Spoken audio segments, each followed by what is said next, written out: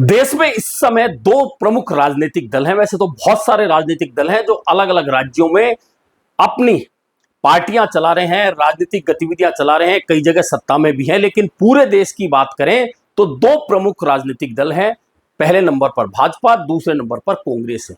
और दोनों पार्टियों के अंदर बहुत सारा फर्क जो है वह यह है कि भाजपा के नेता अगर किसी आरोप में आते हैं, फंसते हैं, जेल हो जाती है या किसी मामले के आरोप लगते हैं तो पूरी भाजपा या तो उन आरोपों को नकार देती है, मानने से इनकार कर देती है, या फिर उस नेता के पीछे खड़ी हो जाती है। दूसरी तरफ कांग्रेस है। कांग्रेस अपने ही नेताओं को कटघरे में खड़ा होने के बाद में हंसती है, तमाशा देखती है। और यही मापदंड वो है जो कांग्रेस की गुटबाजी को खुलकर सामने ले आते हैं। भले ही फिर नेता कहते रहे कि नहीं सब कुछ एकजुट है, हम सब एकजुट हैं, लेकिन बहुत सारे ऐसे वाकये जब सामने आते हैं तो स्पष्ट हो जाता है कि कांग्रेस में कभी एकजुटता आ ही नहीं सकती। कांग्रेस ऐसे समय में जब कोई नेता विपत्ति में होता है, आपत्ति में होता है, उस पर आपत्ति नहीं जताते उस संकट में, बल्कि तमाशा देखते हैं। और वह उसमें स्पष्ट हो जाता है कि कांग्रेस कहीं ना कहीं गुटबाजी से कितनी ज्यादा त्रस्त है। और राजस्थान के दो मामले में आपको बताऊंगा, पिछले 10 साल के दौरान के दो मामले हैं जिनमें दो कांग्रेस के नेता फंसे। एक नेता के पीछे पूरी कांग्रेस खड़ी हो गई, दूसरे नेता को अकेला छोड़ दिया गया। ये दो प्रकरण ऐसे हैं, दोनों नेता मंत्री रहे और दोनों नेता मुख्यमंत्री तत्कालीन जो कांग्रेस के थे उनके बेहद नजदीक रहे हैं।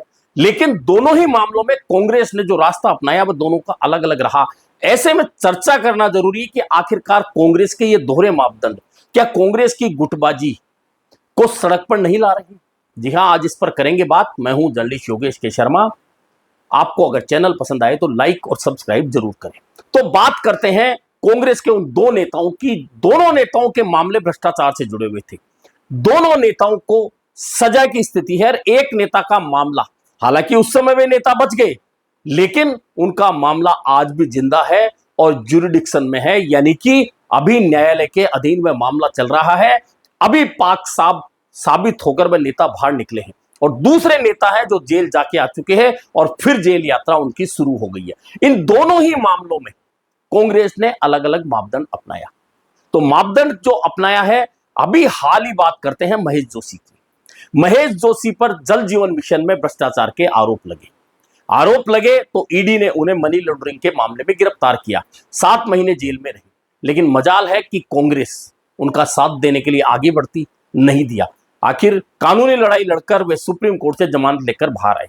उसके बाद फिर से राजनीतिक कार्यक्रमों में जाना शुरू कर दिया। उस समय प्रदेश कांग्रेस के अध्यक्ष गोविंद सिंह डोटासरा ने एक बयान दिया था कि महेश जोशी निर्दोष हैं और इन्हें राजनीतिक रूप से फंसाया गया है और पूरी पार्टी इनके साथ है।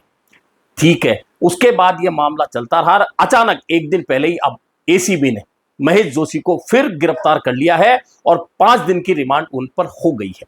लेकिन इस बार कांग्रेस के मात्र एक नेता, वह भी पूर्व मुख्यमंत्री अशोक गहलोत के अलावा किसी नेता ने महेश जोशी के पक्ष में या इस मामले को लेकर बयान देना भी उचित नहीं समझा। यानी कि महेश जोशी को फिर इस विपत्ति के समय में अकेला छोड़ दिया गया। अब आप कहेंगे कि भ्रष्टाचार का मामला है तो पार्टी को क्यों बोलना चाहिए। बिल्कुल सही है, नहीं बोलना चाहिए। लेकिन जब तक सजा नहीं हो जाए, अभी महेश जोशी आरोपी है और जब तक आरोपी कोई भी होता है उसे सजा याफ्ता नहीं माना जा सकता।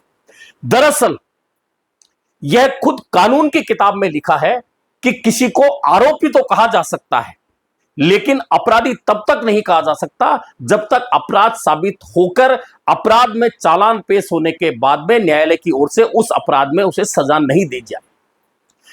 कुछ समय के लिए सजा मिलना आरोपी के तौर पर अलग बात है, लेकिन अपराधी घोषित होना अलग बात है। महेश जोशी के मामले में अभी तक मामला लंबा चलना है, पूछताछ होनी है। इस मामले में गिरफ्तार होना, आरोपी कहना और उसकी जांच चलना एक कानूनी प्रक्रिया है जो चलती रहेगी। लेकिन अब दूसरा मामला आप याद कीजिए, 2011 में एकल पट्टा प्रकरण सामने आया था और जब शांति धारीवाल यूडीएच मंत्री थे और सेक्रेटरी जीएस संधू थे, इसके अलावा उस मामले को लेकर आरएएस अधिकारियों पर भी मुकदमा दर्ज हुआ था। 2014 में यह मुकदमा दर्ज हुआ था जब राजस्थान में भाजपा की सरकार आ चुकी थी। और जब भाजपा की सरकार आ चुकी थी तब जब धारीवाल आरोपी बन गए थे, लग रहा था कि इस मामले में फंसे हुए धारीवाल जेल यात्रा करने वाले हैं, क्योंकि उस समय जीएस संधू और आरएएस अधिकारियों को सजा सुनाई जा चुकी थी, वे जेल चले गए थे। लेकिन उस समय शांति धारीवाल के पीछे पूरी कांग्रेस खड़ी हो गई। प्रदेश कांग्रेस से लेकर तमाम विधायक, नेता और यहां तक कि प्रदेश कांग्रेस के बाहर मजमा लगाकर बाकायदा कांग्रेस के नेताओं ने बीजेपी को चेता दिया कि शांति धारीवाल को राजनीतिक रूप से फंसाने का प्रयास किया गया तो पूरी कांग्रेस सड़क पर संघर्ष करेगी। और उस संघर्ष में पूरी कांग्रेस एकजुट होकर शांति धारीवाल के पीछे खड़ी रही। उसके बाद में जब कांग्रेस की सरकार आई तो इस मामले को, एकल पट्टे के मामले को धीरे धीरे इतना कमजोर कर दिया गया कि शांति धारीवाल को राहत मिलती गई। लेकिन जैसे ही अब फिर भाजपा की सरकार आई है, भाजपा की सरकार ने आते ही यू टर्न लिया है और यह मामला फिर से ओपन हो गया है और शांति धारीवाल अभी भी इस मामले में फंसे हुए हैं। लेकिन इधर महेश जोशी का जो मामला आया, भ्रष्टाचार से जुड़ा मामला निश्चित तौर पर है। शांति धारीवाल का मामला भी भ्रष्टाचार से जुड़ा हुआ मामला है। लेकिन शांति धारीवाल के पीछे पूरी कांग्रेस खड़ी हो जाती है, क्यों? और महेश जोशी के पीछे खड़ी नहीं होती है, क्यों? इन दोनों के उत्तर कांग्रेस नेताओं को ही देने हैं। और कांग्रेस का कार्यकर्ता कभी ना कभी यह सवाल जरूर करेगा। और क्यों करेगा? क्योंकि एक से मामलों में, दो नेताओं के मामले में दो दोहरे मापदंड कैसे हो सकते हैं। दूसरी ओर भाजपा को देखिए, राजस्थान का मामला बताता हूं। दारिया एनकाउंटर प्रकरण में राजेंद्र राठौड़ फंस गए थे, जेल भी हुई थी। तब आपको याद होगा भाजपा के प्रदेश कार्यालय से और सेशन कोर्ट तक वसुंधरा राजे के नेतृत्व में किस तरह से भाजपा के नेताओं ने यात्रा की थी जब राजेंद्र राठौड़ जेल यात्रा पर थे। यानी कि एकजुटता अपने नेता के प्रति दिखाई थी। लेकिन दूसरी ओर अब कांग्रेस देख लीजिए, यानी कि कांग्रेस खुद ही अपने नेता को, जो नेता अभी भ्रष्टाचार के आरोपों में घिरा हुआ है, अभी अपराधी साबित नहीं हुआ है, वह खुद को निर्दोष कह रहा है। हालांकि यह प्रक्रिया लंबी चलेगी, पूछताछ होगी, उसके बाद में चालान पेश होंगे, उसके बाद कोर्ट तय करेगा कि वे निर्दोष हैं, दोषी हैं, उन्हें सजा होगी, नहीं होगी, कितनी होगी, कैसी होगी, ये सब कोर्ट का ज्यूरिडिक्शन है। लेकिन उससे पहले जब उन्हें कांग्रेस के नेताओं की जरूरत है, कांग्रेस पार्टी की जरूरत है। हालांकि महेश जोशी दरअसल जब मंत्री थे, हो सकता है बहुत सारे लोगों के काम नहीं किए होंगे, हो सकता है बहुत लोगों की नाराजगी होगी, लेकिन यहां एक पहलू जो गुटबाजी का मैं बता रहा था, वह गुटबाजी का पहलू मैं बता देता हूं कि गुटबाजी का पहलू यह है कि महेश जोशी की एक खासियत रही है कि जिंदगी में जब तक वे राजनीति कर रहे हैं या कर रहे थे, अभी भी राजनीतिक नेता तो वे हैं ही, चाहे जेल चले गए, वे हमेशा अशोक गहलोत के पीछे खड़े रहे। अशोक गहलोत के पीछे खड़े होने के मामले में उनको राजनीतिक रूप से नुकसान भी उठाना पड़ा।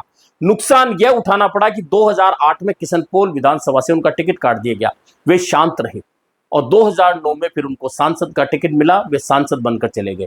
उसके बाद वे आए और फिर विधायक बने, मंत्री बन गए। मंत्री बनने के साथ यह मामला शुरू हो गया। इसके बाद में 25 सितंबर के मामले में अनुशासनहीनता का मामला मान लीजिए, महेश जोशी का टिकट विधानसभा का काट दिया गया। उसके बाद उन्हें ईडी ने गिरफ्तार कर लिया। इस पूरे प्रकरण में महेश जोशी ने कभी भी पार्टी के खिलाफ कोई चर्चा नहीं की, लेकिन दूसरी ओर पार्टी ने महेश जोशी से एक तरह से पीछा छुड़ा लिया। क्या महेश जोशी कांग्रेस से अलग हो चुके? क्या महेश जोशी कभी भाजपा में जाके आए हैं? या महेश जोशी ने कांग्रेस के खिलाफ कोई ऐसा काम किया है?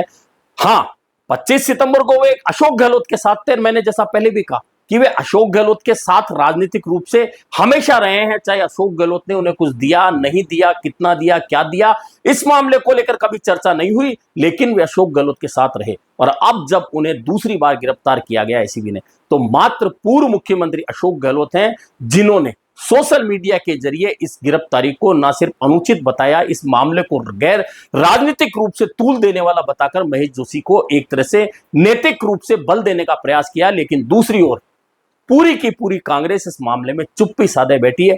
क्यों बैठी है? क्योंकि सचिन पायलट गुट तो इसलिए नहीं बोलेगा क्योंकि सचिन पायलट गुट 25 सितंबर के मामले में दूसरी तरफ था, महेश जोशी दूसरी तरफ थे। ऐसे में यह तो तय हो गया कि सचिन पायलट गुट नहीं बोलेगा क्योंकि अशोक गहलोत गुट के महेश जोशी हैं। लेकिन बाकी नेता क्यों चुप्पी साध के बैठे? और बाकी यही नेता शांति धारीवाल के पीछे क्यों खड़े थे? वे भी तो अशोक गहलोत के नजदीकी थे। दरअसल राजनीति का स्तर और राजनीति की परिस्थितियां बदलती रहती हैं।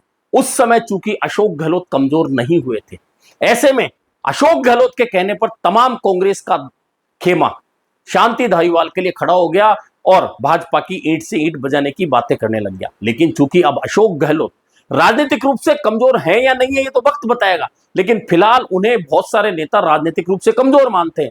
ऐसे में अशोक गहलोत गुट के महेश जोशी जब फंस गए हैं तो पूरी कांग्रेस मुंह पर उंगली लगाकर बैठी है। अब महेश जोशी का आगे क्या होगा, उन्हें सजा मिलेगी, वे दोषी होंगे, नहीं होंगे, निर्दोष साबित होंगे, क्या होगा, ये तमाम लंबी प्रक्रिया है और लंबी प्रक्रिया के बाद पता चलेगा। लेकिन कांग्रेस ने एक बार फिर ऐसे मामले में भी अपने चरित्र यानी कि गुटबाजी से कांग्रेस दूर नहीं रह सकती। इस पूरे मामले में अशोक गहलोत के बोलने के बावजूद तमाम नेताओं की चुप्पी यह बताती है कि अशोक गहलोत को अलग थलग करने के लिए बाकी नेता शायद यह सोच रहेंगे कि यह बेहतर अवसर है जब अशोक गहलोत बोल रहे हैं लेकिन बाकी लोग चुप्पी साध के बैठ जाएं, ताकि यह संदेश सीधा सीधा चला जाए कि अशोक गहलोत अब अकेले हैं, उनके साथ कोई नेता नहीं है। लेकिन ऐसा करना क्या राजस्थान में कांग्रेस की गुटबाजी को सीधे सीधे सड़कों पर प्रदर्शित नहीं कर रहा?